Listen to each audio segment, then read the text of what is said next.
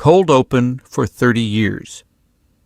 This is where he lived, not in a palace, not in a great city, in a small farming village that most people in the Roman Empire had never even heard of, and that some skeptics, for over a century, doubted ever existed at all. Today, archaeology tells a very different story. Let's go back 2,000 years and see Nazareth the way Jesus actually saw it. Section 1. First century Nazareth was tiny. Archaeologists estimate its population at somewhere between 200 and a few hundred people.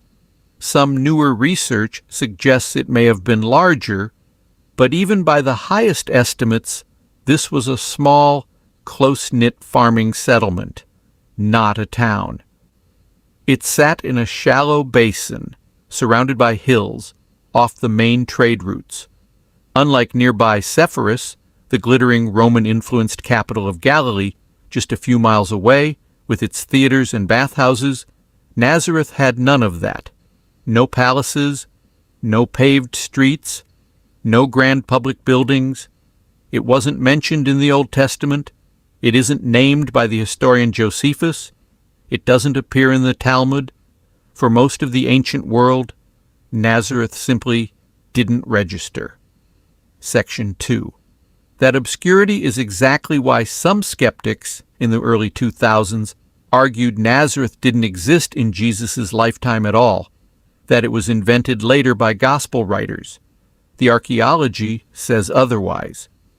In excavations near Nazareth's ancient spring, known today as Mary's Well, archaeologists uncovered coins from the exact period Jesus would have lived. Digs across the village have turned up pottery and stone vessel fragments dating to that same window of time, the late 1st century BC through the 1st century AD. And in 2009, archaeologists uncovered something remarkable, a 1st century dwelling, right in the heart of modern Nazareth, a real house from the real time of Jesus.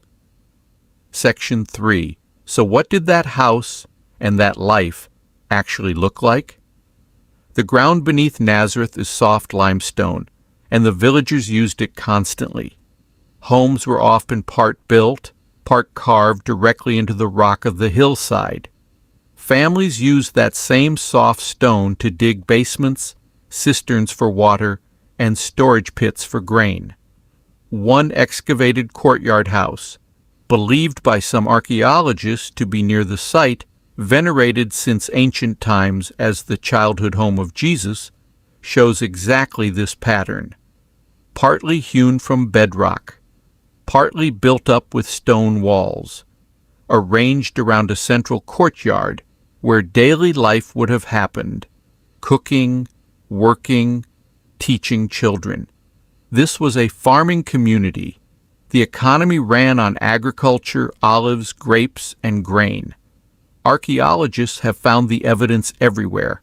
Olive presses and wine presses, cut directly into the rock, still visible today. Section 4. Here's something most people don't know. Beneath 1st century Nazareth, archaeologists have found an extensive network of underground rooms and hiding spaces cut into the soft chalk bedrock.